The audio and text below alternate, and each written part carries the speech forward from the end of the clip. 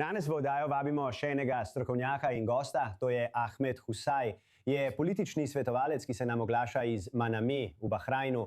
Vedno je dobro, da si z nami. Ahmed, cenim tvoja stališča. In ponovno solidarnost iz Izraela, seveda za vse, kar sta ti in ljudje v Bahrajnu prestali skozi to vojno. Glavno vodilo te zgodbe, kot se zdi, ali vsaj po besedah predsednika Trumpa, je bilo, da zalivske države od njega resnično zahtevajo, naj se vzdrži in ne izvaja več napadalnih ukrepov proti Iranu.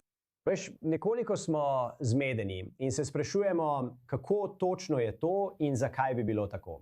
Osvetli nam to, prosim. Vedo. Nisem tako dober strokovnjak kot vaši današnji gostje, ampak potrpite z mano za trenutek. Mislim, da to pripisujejo tako imenovani refleksivni strategiji. To se po mojem mnenju pripisuje tako imenovani, kot sem rekel, dimenzijski strategiji, ki je omenjena ali pa je to metoda odločanja, kjer se namerno uporabljajo nasprotujoči si signali ali prilagodljivi premiki ali samoookrepitveni trendi za manipulacijo nasprotnikovega odločanja. Zdaj, zakaj to govorim? Čeprav zalivske države uradno niso ničesar napovedale in so vse te izjave, če se vrnemo v marec, govorile, da so zalivske države ZDA prosile naj ustavijo vojno proti Iranu, potem je aprila isti kanal ali ista oseba rekla, da so jih zalivske države prosile naj nadaljujejo vojno proti Iranu. In potem prejšnji teden je bilo rečeno, kar je pricurljalo iz Združenih držav, da sta Združeni arabski emirati in Saudska Arabija vzela stvari v svoje roke in napadla Iran. In danes slišimo, da isti vir pravi, da so zalivske države prosile Trumpa naj preloži vojno. Resnica je, po mojem mnenju, očitno nekje vmes med vsem tem, kar nas bo pripeljalo do novega kroga vojne. No, to se zdi najbolj racionalen zaključek v tej situaciji, ko pomešate različna poročila. Poglejte, kljub temu so precej očitno različne zunanje politike, recimo med Emirati, Bahrajnom in Savdici.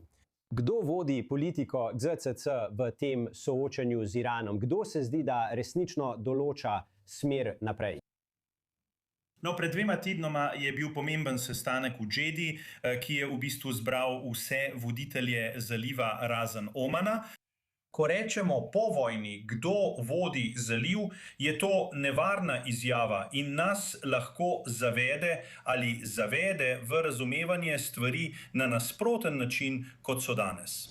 Ko rečemo, da ena država vodi celotno območje, je to napačna presoja.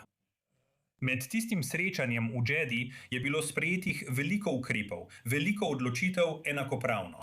Če rečemo, da Saudska Arabija vodi regijo, je to preprosta izjava, ki jo je lahko podati. Vendar to ne pomeni, da Združeni arabski emirati, Bahrajn, Katar, Kuvajt in celo Oman nimajo besede pri vsem tem. Zdaj, ko je ta izjava podana, moramo razumeti, da ima vsaka država GCC svoje načrtovanje, vendar hkrati v zalivu razmišljamo skupaj in kolektivno. Težko je napovedati, kaj bo iz tega izšlo, vendar sem pravkar omenil nasprotujoče si izjave, ki po mojem mnenju združujejo zaliv kot širši okvir sodelovanja. Toda razlike bodo le na manjšem nivoju. Danes ne bi zaupal medijem glede nobenih izjav, zaupal pa bi dejanjem. In doslej je zaliv poskrbel, da je pokazal celemu svetu in mislim tako prijateljem kot sovražnikom, da res sodelujemo. Lejte, od zunaj veliko analitikov, poskušam jih poslušati čim več, da bi dobil občutek, veste, pogled na to. Veliko jih trdi, da Saudijci, še posebej da pomembne države, o katerih smo tukaj govorili v zalivu, še vedno taktizirajo glede svojega stališča, ker jih skrbi, da bodo ZDA preprosto zapustile prizorišče, kot pravimo, levo ali desno. Kakorkoli, zapustili bodo oder. In s tem ne mislimo nič političnega, ampak mislim, da jih skrbi, da jih bodo ZDA v tem trenutku zapustile. Ali to drži? Ali menite, da je to še vedno glavno skrb, ko gre za glavne države v zalivu? In kako se opredeljujejo glede Irana? Z njim ali brez njega?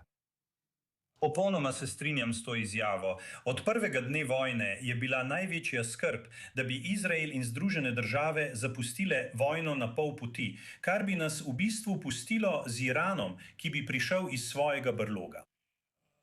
Z Iranom smo ohranjali status quo vsaj zadnjih 80 let. Da ne omenjam, seveda, posredniških skup in spečih celic. Prihajam iz Bahrajna, kjer smo pred 11 leti prekinili diplomatske odnose z Iranom zaradi škode, ki so jo povzročili. A če stojim tukaj danes, je seveda največja grožnja suverenosti zaliva to, da Združene države Amerike sredi vojne odidejo. Ob tem moramo ohraniti drugačen pristop, drugačno strategijo, da se soočimo s tem scenarijem. In to ni enostaven scenarij za reševanje, še posebej zato, ker so večina naših zmogljivosti osredotočene na obrambno držo in ne drugače. Vsekakor so bile. Cenimo vaš čas v našem programu Ahmed Husaj iz Bahrajna in hvala, da ste se nam pridružili. Bodite varni, kot vedno.